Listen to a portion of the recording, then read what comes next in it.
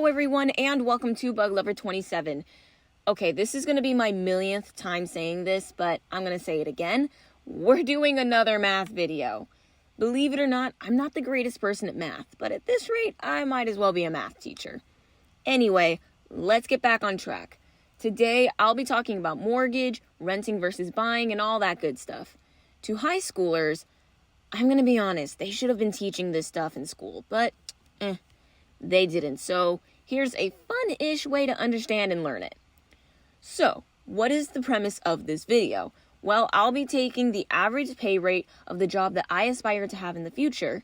With that, we'll be subtracting my monthly expenses, looking up some cool places to live in, and using formulas and websites to figure out which location is best for me. As for you, dear viewer, you can use my methods and insert your own numbers. It'll be fun, so let's get started. First things first, numbers. The job I'd love to have is being an automated dialogue replacement writer, or an ADR writer for short, with Crunchyroll. For the people who don't know what either of those things are, they're basically the English script writers for the Netflix of anime. I love writing and I love anime, so it would be a perfect mix. So if there are any employees of Crunchyroll watching, I swear I am a much better writer than I am an animator. Anyway, according to the salary.com website, the salary for an ADR writer ranges from roughly $75,600 to $97,400. So the average from that is around $85,000. By the way, this doesn't include inflation, but if you want to attempt to factor that in, my research shows that that's about 3% annually. Anyway, back on track. With our numbers, we know that my gross income will be $85,000 a year. Gross income is the raw number of income without any taxes or other subtracting numbers from my initial total. Taxes for a given person in the US is normally about 15%. So now, here's our first math problem. We'll be doing $85,000 minus 15%. That'll get us $12,750. This number is the amount of taxes per year that would be taken away. As such, we'll be subtracting that out of the $85,000, which will give us a total of $72,250. Honestly, that's not bad for a net worth. A net worth is the amount that someone has to their name after taxes. Moving on.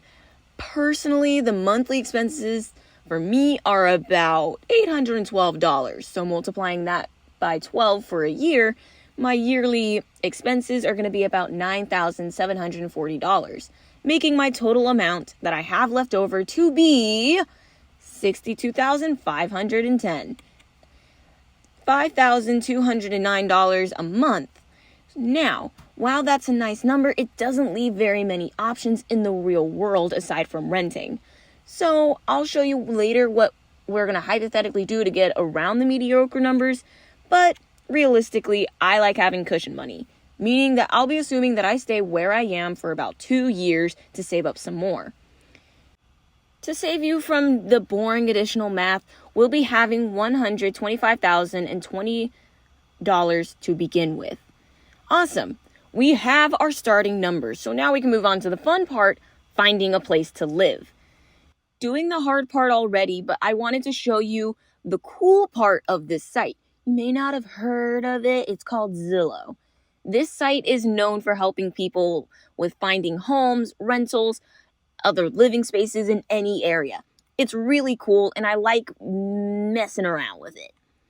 I put in the amount that I'm willing to pay and where I would like to ideally live with their filters. We'll be starting with our rentals first. We're going to be having a total of 3. Our first location is MacArthur Ridge. It's a 1-bedroom, 1-bath, perfect for me, and it's also $1,194 a month. Perfect in comparison to the $5,209 I'd be earning a month. Plus the $125,000 that I would have from the beginning. I'm fairly set. Next, Estates at Vista Ridge Apartments. It's also a 1-bedroom, 1-bath, and it's $1,455 a month. Pretty good. Finally, La Villita Lakeside and Landings. 1-bedroom, 1-bath, and It's $1,656 a month. More expensive, but clearly worth it. Now for the reveal. Which one would I choose? Out of these three, it would be dependent on a few factors. Crunchyroll is in a town called Coppell, or Koppel, depending on how you pronounce it. As such, I want to be as close as I can be and have a nice location. So, I also want to be here for the next several years, making my choice be MacArthur Ridge. It has a beautiful area according to the photos, and the hardwood floors are just beautiful. Now, for anyone looking into getting a place, I would say the fine details matter. Scrolling down, you can find that some of these locations say washer and dryer hookups and washer dryer, which means that it has the washer and dryer and also the hookups for it. If it doesn't say washer and dryer, but only says washer dryer hookup, it means that you have to go buy the washer and dryer. That can land you about $1,000 plus, depending on what kind of washer and dryer you get. So it's nice to have that kind of information going in. Now we'll be talking about the more complicated of the two sets, owning a home. More goes into it, so I'm going to try to make it as quick but also as informative as I can. First, let's find the locations. I'm going to simply list them off, then explain what we're going to do with them later, since that'll be more information than what I'd like to just shove into your brain at one time. So, let's get started. First one is Fairbanks Court for $250,000, and the monthly payments are about $1,840 a month. The second location is in O'Connor Road for $220,000 and $2,002 a month. As an added piece of information, this location is a condo, which is basically a fancy apartment that one would own. And the third location is on Douglas Street for $289,000. So, all of this information, what do we do with it? First, let me say that the monthly cost here is perfectly fine considering what I have left over. Most of the other payments are for HOA, which is something that I like, even if it means that it's an added cost for that some people might think are unnecessary. I personally appreciate an HOA to an extent that is worth it. So then, what about that vast amount of information? It's mortgage. If you noticed, the amount that these places cost is more than what I have in my piggy bank. Well, you would be right. Well, that's where this trusty website comes in, Bank of America, or honestly, any other bank you use. But personally, I use B of A. They have a calculator on their website that could show you what your mortgage would be. Basically, how much you would have to be paying the bank back for lending you money to go buy the home. So, you would just be adding the numbers into the given spots and then you're good. But since this is a math video, I figured I would at least once show you the proper formula so then you know it for your future. It looks something like this. Okay, I know it looks complicated, but I promise it's easy, especially if you have a calculator. Here's what the letters mean. The P stands for the principal. That'll be amount that your house costs. The R is for the rate, aka the annual percentage rate, also known as APR. And the N is for the number of times you'll be paying for your agreement. Normally, it's about once a month for 15, 30, or a customizable amount of years.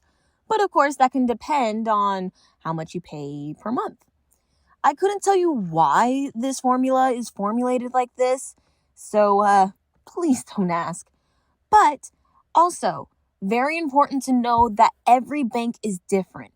The APR is going to be different. Their rates are going to be different. So we're going to be using a guesstimated number, and that is for a 30-year agreement, it's about 6.98%, and a 15-year agreement is about 6.21%. If it were me, I would be relying on the bank's calculator to get a more exact answer. But if you want a quick estimate for what your mortgage would be, the formula is just as relevant. Also, another good thing to know is that paying for a longer period of time means that you have to pay less in the moment of a month. So you can always pay more, but your minimum is going to be whatever number is set. So for us today, we're going to be saying that we're doing a 30-year agreement, meaning we're going to be using the number 6.98%. Alrighty, all the info's good? Let's get started. Fairbanks is going to be our first location we look at. We're going to place the numbers into the slots like so. Does that make sense? All right, here, I'll color code the information and then, well, we'll see how you do. Let's use the information from O'Connor. I'll give you a second to try it out. Here's the numbers. Does it make sense? Y'all understand? Awesome. So that really just leaves us with one question. Which one do I choose? Well, obviously, the choice would be Douglas, right? It's better on the wallet. But I'm also thinking about other factors. I would love to be closer, like with Fairbanks or an O'Connor, because, well, I could sleep in. But in the end, I love the layout of Douglas. Oh my gosh. I mean, okay, let's say I bought Fairbanks today. I'd be having thousands of dollars in repairs for the floor and for everything else around it, on top of the already kind of high amount that I'm paying a month. While it would probably be worth it to do a flip and then have it as a rental, there's less I need to do with Douglas to have that same end goal.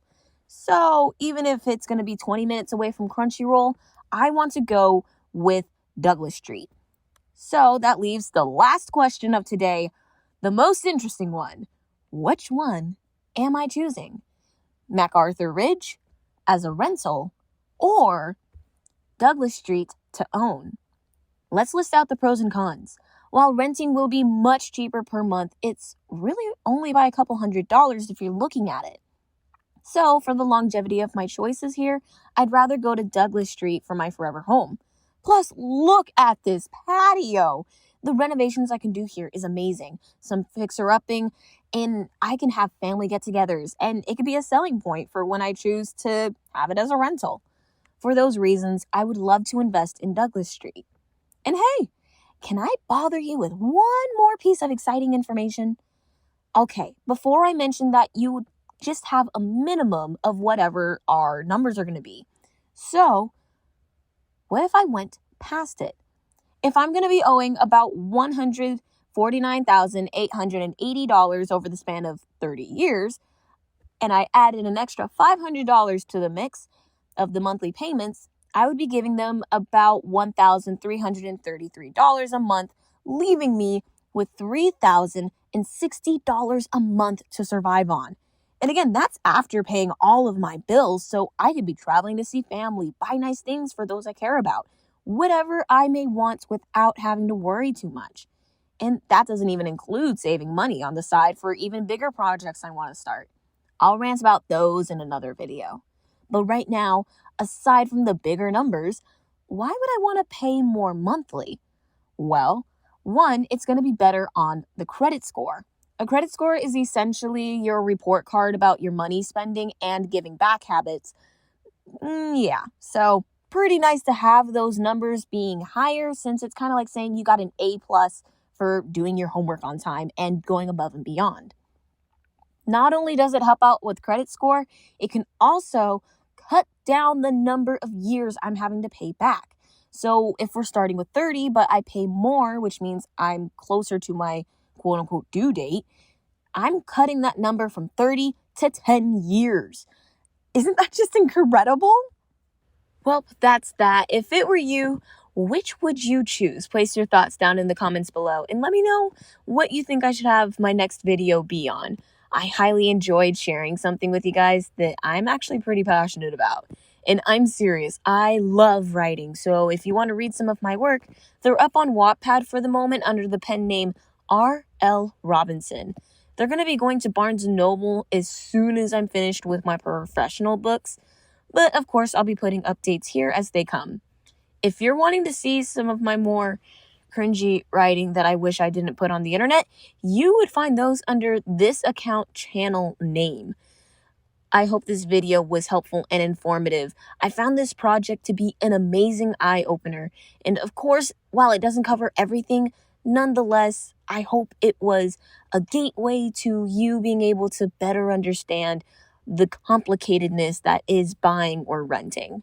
Until next time, this is Bug Lover 27. Have a great day.